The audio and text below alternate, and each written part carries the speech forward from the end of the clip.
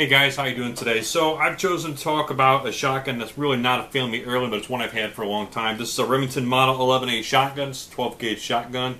They made them a 16 and 20 gauge, and I will talk about some of the historical things about this particular shotgun and about the Remington Model 11 shotguns in general. They were made starting about 1903 all the way through 1946, and the one I have here today is a 1946 Sportsman. John Browning is the one who designed these shotguns, and as you know, he designed the 1911, then 1919, and a number of other rifles and weapons used throughout the years. And he also had his own shotgun company eventually called Browning, which everybody's familiar with today.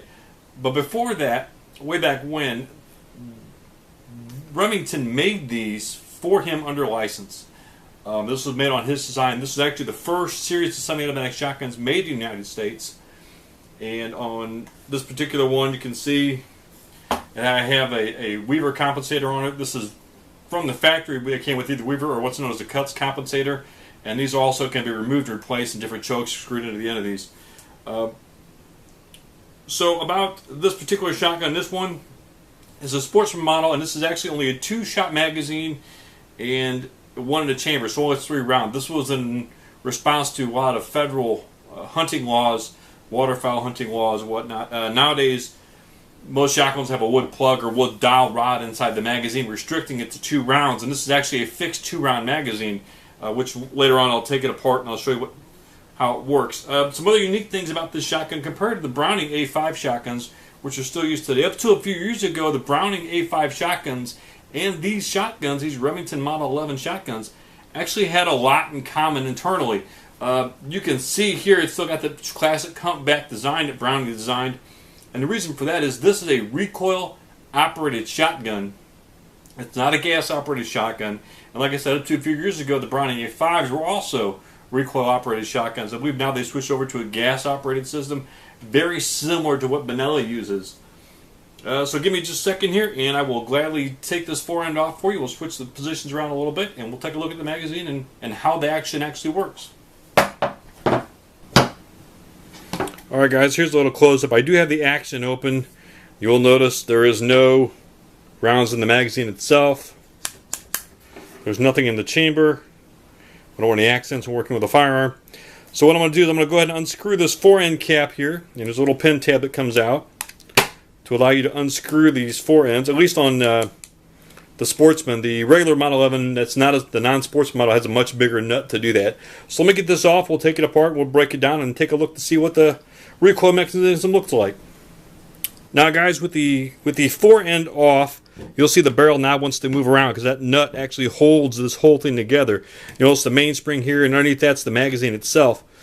So the way these work is when you fire the round, the whole barrel moves back in. This takes actually quite a bit of force to do. But you'll see the whole thing moves back in. The whole barrel will come back into the receiver, kick the shell out, work the action itself. We'll go ahead and take the barrel off.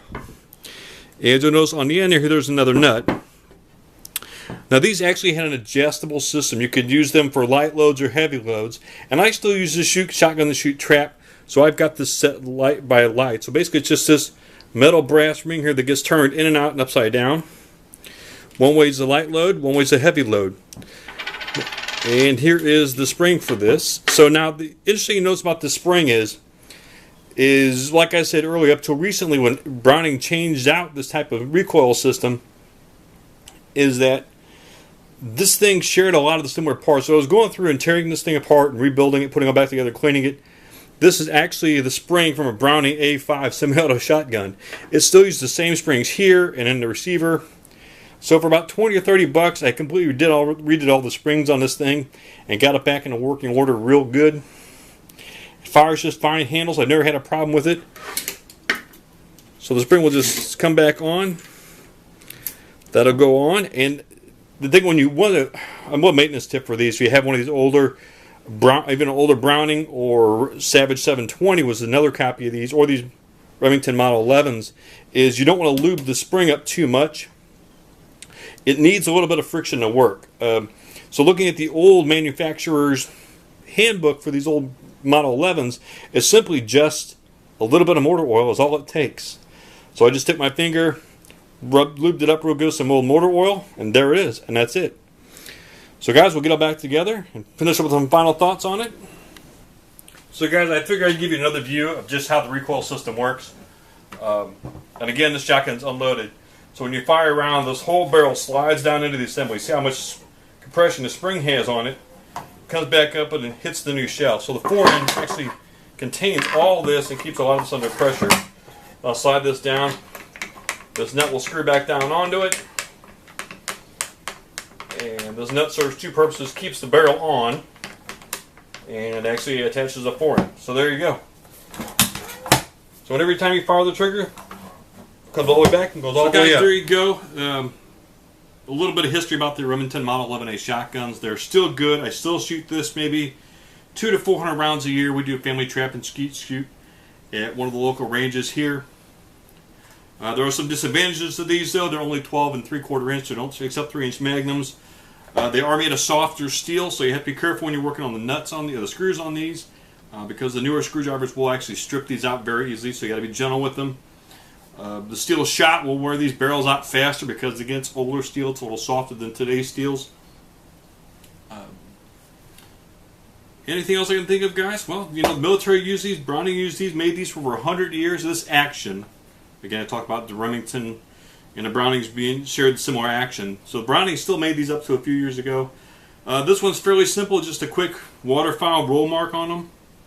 On one side, the other side's got a quail on it. Some of these Model 11As, like the D models, were very highly decorative, very well done, a lot of engraving, similar to some of the higher end Browning A5 shotguns you'll see.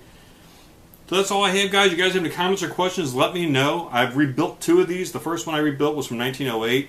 Obviously, I didn't reblue it. I left it alone. What you see is the original wood stock fore-end. They're all still one piece, which is a little rare. Usually they crack and they split.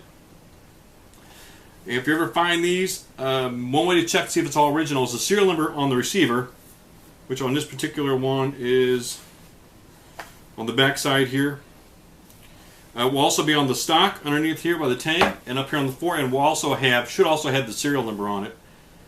If you have any questions, guys, post them down below, and I'll be sure to answer if I can. Thanks for watching. Hopefully this was, you want to know something about these old Remington Model 11A shotguns. Thanks, guys. Take care.